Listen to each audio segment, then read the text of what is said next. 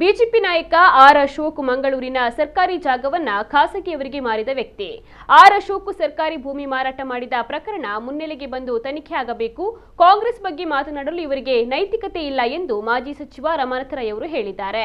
ಮಂಗಳೂರಿನಲ್ಲಿ ನಡೆದ ಸುದ್ದಿಗೋಷ್ಠಿಯಲ್ಲಿ ಕೆಸಿ ವೇಣುಗೋಪಾಲ್ಗೆ ಹೈಕಮಾಂಡ್ ಏಜೆಂಟ್ ಎಂದು ಆರ್ ಅಶೋಕ್ ಲೇವಡಿ ಹೇಳಿಕೆ ವಿಚಾರವಾಗಿ ಮಾತನಾಡಿದ ಅವರು, ಕಾಂಗ್ರೆಸ್ನ ಪ್ರಧಾನ ಕಾರ್ಯದರ್ಶಿ ಹುದ್ದೆಯಲ್ಲಿದ್ದವರಿಗೆ ಹೇಳುವ ನೈತಿಕತೆ ಅಶೋಕ್ ಅವರಿಗೆ ಇಲ್ಲ.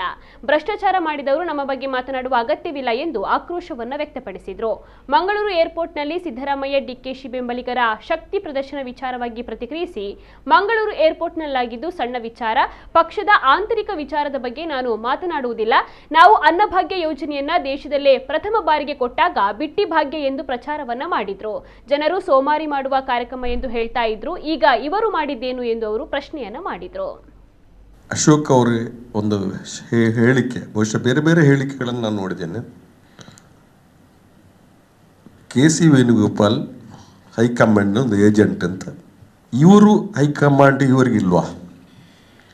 ಇವರ ಪಕ್ಷದ ಸಂಘಟನೆಯ ಪ್ರಧಾನ ಕಾರ್ಯದರ್ಶಿ ಯಾರು? ಅವರು ಏಜೆಂಟ್ರೇ ಅಲ್ಲ. ಉಸ್ತುವಾರಿಗಳು ಬರ್ತಾರೆ, ಅವರೆಲ್ಲ ಏನು ಈ ಅವರೇನು ಬ್ರೋಕರ್ಗಳೇ? ಏನು ಅಂತ ಒಂದು ಆಗಬೇಕಲ್ಲ. ಸರ್ಕಾರ ಅವರು ನಡೆಸಿದವರು, ಬಹುಶಃ ನಮ್ಮ ಸರ್ಕಾರ ನಡೀತಿದೆ. ಈ ಒಂದು ಹೇಳಿಕೆಗಳು ಬಹುಶಃ ಅದನ್ನು ನಾನು ತೀವ್ರವಾಗಿ ಖಂಡಿಸ್ತೇನೆ. ಏನಂತಂದರೆ, ಬಿಹಾರದಲ್ಲಿ ಚುನಾವಣೆ ಆದ ನಂತರ ಬಹುಶಃ ಚುನಾವಣಾ ಆಯೋಗ ಅವರ ಸಹಕಾರದೊಂದಿಗೆ ಅಲ್ಲಿ ಬಹುಶಃ ಸರ್ಕಾರ ಬಂದಿದೆ ಅಂತ ನನ್ನೊಂದು ಮಾತನ್ನು ಹೇಳಬೇಕು, ಒಂದು ಮಾತನ್ನೇ ಸೇರಿಸ್ತಕ್ಕಂಥದ್ದು. ಈಗ ನಾವು ಪ್ರಣಾಳಿಕೆಯಲ್ಲಿ ಭರವಸೆ ಕೊಟ್ಟು ಓಟಿಗೆ ಹೋದೆವು. ನಮ್ಮನ್ನೇ ಬಿಟ್ಟಿ ಭಾಗ್ಯ ಘೋಷಣೆ ಮಾಡಿದ್ದಾರೆ ಅಂತ ಹೇಳ್ತಿದ್ರು. ಅಕ್ಕಿ ಭಾಗ್ಯ ಕೊಟ್ಟಾಗಲೂ ಬಿಟ್ಟಿ ಭಾಗ್ಯ ಅಂತ ಹೇಳ್ತಾ ಇದ್ದವಂತವ್ರು. ಅಕ್ಕಿ ಕೊಡುವಾಗ ನಮಗೆ ರೇವಡಿ ಕಲ್ಚರ್ ಅಂತ ಭಾಷಣ ಮಾಡಿದವರು, ಅವರು ಅಧಿಕಾರ ಬಂದಾಗ 10,000 ರೂಪಾಯಿ ಎಲ್ಲರ ಅಕೌಂಟಿಗೆ ಹಾಕುವುದರ ಮೂಲಕ ಒಂದು ರೀತಿಯಲ್ಲಿ ಅವರನ್ನು ಆಮಿಷದಿಂದ ಓಟು ಮಾಡಿಸ್ತಕ್ಕಂಥದ್ದಾಯಿತು. 10,000 ಅದು ಚುನಾವಣೆಯ ಕೆಲವು ತಿಂಗಳ ಸರ್ಕಾರ 20 ವರ್ಷದಿಂದ ಬಹುಶಃ ನಿತಿನ್ ಕುಮಾರ್ ಅವ್ರ ಸರ್ಕಾರ ಬೇರೆ ಬೇರೆ ಸಂದರ್ಭದಲ್ಲಿತ್ತು. ಆದರೆ ಅಧಿಕಾರದಲ್ಲಿರ್ತಕ್ಕಂಥವ್ರು ಅದು ಚುನಾವಣೆ ಬರುವಾಗ ಒಂದು 5-6 ತಿಂಗಳು ಈ ತೀರ್ಮಾನ ತೆಗೆದುಕೊಂಡು ಚುನಾವಣೆ ಸಂದರ್ಭದಲ್ಲಿ ಅದು ಜನರನ್ನು ಆಮಿಷ ಮಾಡಿ ಅವರು ಗೆದ್ದಿದ್ದಾರೆ. ಆದ್ದರಿಂದ ಇವರು ಹೆಗ್ಗಳಿಕೆ ಪಡ್ಕೊಳ್ಳುವಂಥದ್ದು ಏನಿಲ್ಲ.